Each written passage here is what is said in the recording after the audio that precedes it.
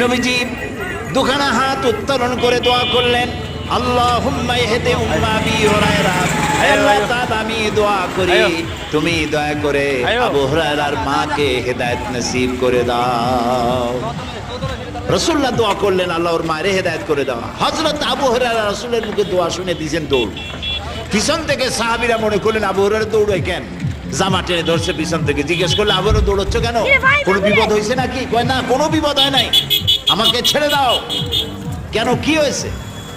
হযরত আবু হুরায়রা বলেন, সাহাবীরা আমাকে ছাড়ো, আমি দৌড়াইয়া বাড়ি গিয়ে দেখতে চাই। আমি আগে দৌড়াইয়া বাড়ি পৌঁছলাম, নাবি বাড়ি পৌঁছবার আগে আল্লাহ নবীর দোয়া আমার বাড়ি পৌঁছাইছে। এই দুইটা জিনিসের কোনটা আমি দেখতে চাই।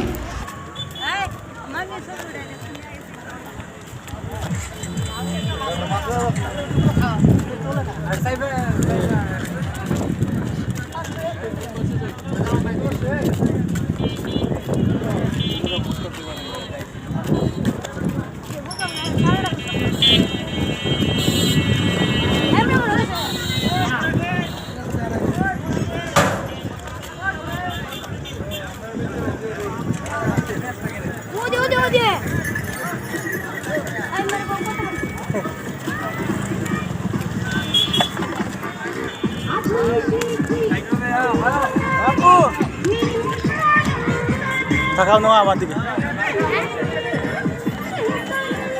বুঝাও।